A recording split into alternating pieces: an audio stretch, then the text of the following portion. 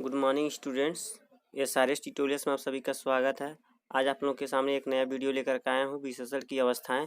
तो इसको हम लोग काफ़ी अच्छे ढंग से पढ़ेंगे।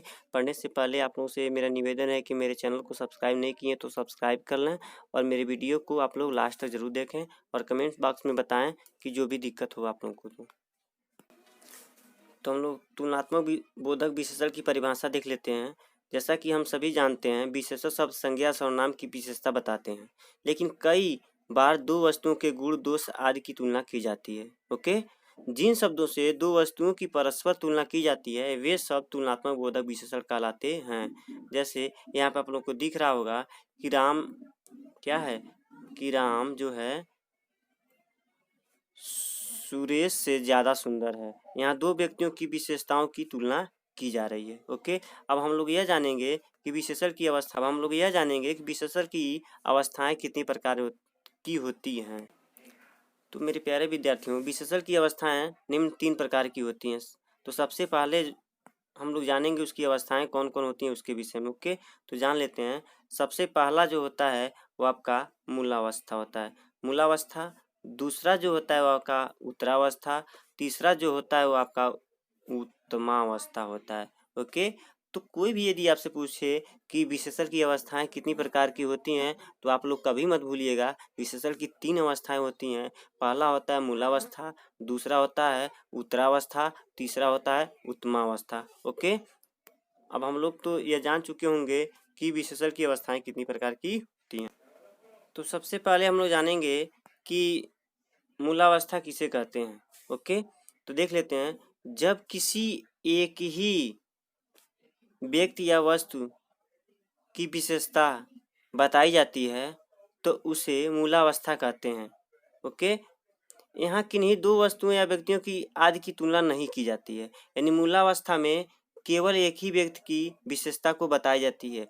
यदि वह मोटा है तो मोटा है, यदि वह सुंदर है तो सुंदर है, यदि वह पतला है तो पतला। ये नहीं कि वह राम से पतला है, श्याम से पतला है, इन दोनों से पतला है, ऐसा नहीं है। वह जिस अवस्था में रहता है उसकी उसी अवस्था में बताया जाता है, वही अवस्था आपका मूलावस्था होता है। ओके, जैसे अच्छा बुरा वीर बहादुर निडर डरपोक, ये सभी जिस अवस्था में है वो डरपोक है तो डरपोक है। ये नहीं कह रहा है उसमें कि राम श्याम से डरपोक है या श्याम राम से डरपोक है, या राम श्याम से अच्छा है या श्याम राम से अच्छा है, ऐसा वो नहीं बता रहा है। जैसे आप लोग देख लीजिए उदाहरण में कि कह रहा है कि मैं बड़ा होकर वीर सिपाही बनना चाहता हूँ, जिंदगी में एक शेर की भांति निडर होना चाहिए, डरपोक लोगों के लिए इस घर में जगह नहीं है। रमेश एक बहुत अच्छा व्यक्ति है, इसमें किसी अन्य व्यक्ति की तुलना इस व्यक्ति से नहीं की गई है, इसलिए यह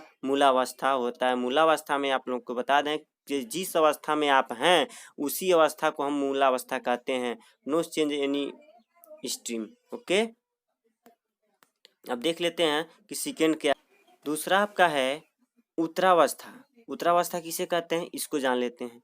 जब किन्हीं वस्तुओं या व्यक्तियों की आपस में गुण दोष आदि पर आधारित तुलना की जाती है एवं उनमें से एक को श्रेष्ठ माना जाता है, तब यह उत्तरावस्था कहलाती है। यानी हम ये जो होता है मूलावस्था, उस अवस्था के जो व्यक्ति है, मान लो सुंदर है तो राम सुंदर है, हम ऐसे लिखें कि राम सुंदर है, तो यह समझो कि यह मूलावस्था है। अब कह दें कि राम श्याम से ज़्यादा सुंदर है, राम श्याम से ज़्यादा सुंदर है, तो यह आपका हो जाएगा कि मूलावस्था नहीं होगा, ये आपका उत्तरावस्था हो जाएगा। कौन सा अवस्था हो जाएगा? उत्तरावस्था हो जाएगा। इसका कुछ उदाहरण है, इसको देख लेते हैं। अब आप लोगों को ये कन्फर्म हो गया होगा कि जो उत्तरावस्था होता है वह पहले व्यक्ति से तुलना करता है दूसरे व्यक्ति का, ठीक है, और उसमें दूसरे व्यक्ति को हम क्या करते हैं? श्रेष्ठ मानते हैं। जैसे मैं तुमसे ज़्यादा दयालु हूँ, पहला व्यक्ति से तुलना कर रहे हैं, दूसरा व्यक्ति कह रहा है मैं तुमसे क्या हूँ? ज़्यादा दयालु हूँ, ठीक है। मैं कह दूँ कि तुम कह रहे हो कि मैं दयालु हूँ, तो वो कह रहा है कि नहीं मैं तुमसे दयालु हूँ, यानी तुम्हारा तुलना और मेरा तुलना हो रहा है, तो मैं तुमसे ज़्यादा दयालु हूँ। इसमें दिखाया जा रहा है एक व्यक्ति को क्या माना जा रहा है? सबसे ज़्यादा दयालु माना जा रहा है। अब देखेंगे कि रीना मीना से अधिक बुद्धिमान है। अब देखो यहाँ पे दो व्यक्तियों की तुलना की गई है आपस में, एक को श्रेष्ठ माना जा रहा है। मिल्खा बोल्ट से ज़्यादा तेज भागता है, यहाँ पे भी तुलना की गई है। लोहा तांबे से ज़्यादा भारी है, लोहा और तांबे में क्या किया गया है, तुलना की गई है। अब देखें, जैसा कि आपने ऊपर दिए गए उदाहरणों में देखा, ज़्यादा, दयालु, ज़्यादा, तेज आदि शब्दों का प्रयोग करके दो वस्तुओं के गुण, दोष आदि की तुलना की जा रही है एवं एक को श्रेष्ठ माना जाता है, अतः उत्तरावस्था कहलाती है। ओके, अब आप लोगों को मुझे आशा है कि उत्तरावस्था आप लोग समझ गए होंगे। नहीं समझे होंगे तो मुझे कमेंट बॉक्स में जरूर बताइएगा, मैं एक बार और आप लोगों को अच्छी से समझा दूँ। विशेषण की अवस्थाएं में लास्ट हम लोग देख लेते हैं उत्तमावस्था। जो उत्तमावस्था है इसको हम लोग काफ़ी अच्छे ढंग से समझेंगे। बाद में आप लोग ये मत कहिएगा सर ने समझाया हमको समझ में नहीं आया। तो जान लेते हैं कि उत्तमावस्था किसे कहते हैं। जब दो से ज़्यादा वस्तुओं या व्यक्तियों की तुलना की जाती है एवं उनमें से किसी एक को ही श्रेष्ठ बताया जाता है तो उसे उत्तमावस्था कहा जाता है। जैसे यहाँ पे दिया है विशालतम, सबसे सुंदर आदि।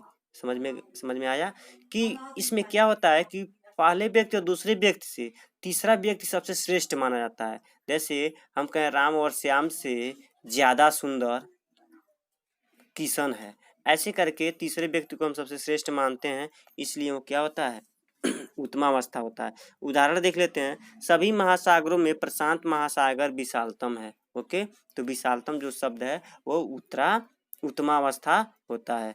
इन सब में से तुम सुंदर सबसे सुंदर हो, सॉरी ये कह रहा है कि इन सब में से तुम सबसे सुंदर हो, यहाँ पे दिख रहा है। तो सबसे सुंदर का मतलब कि वहाँ पे पहला नहीं दूसरा नहीं, जितने भी व्यक्ति हैं जो सबसे सुंदर जिसको बताया जा रहा है वह उत्तमावस्था में प्रयोग किया जा रहा है। हल्क सबसे ज्यादा बलवान है, यानी ऐसे भी कह सकते हैं राम और श्याम से बलवान कौन है, ज्यादा बलवान किशन है, ऐसे शब्द कह सकते हैं।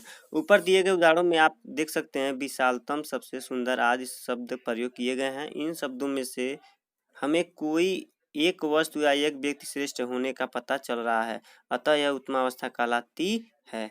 ओके, कि इसमें क्या होता है कि केवल एक ही व्यक्ति को श्रेष्ठ माना जाएगा और उस किस व्यक्ति को, पहला और दूसरे की व्यक्ति को दोनों को तुलना करके तीसरा व्यक्ति सबसे श्रेष्ठ होता है, वही उत्तमावस्था कहलाता है।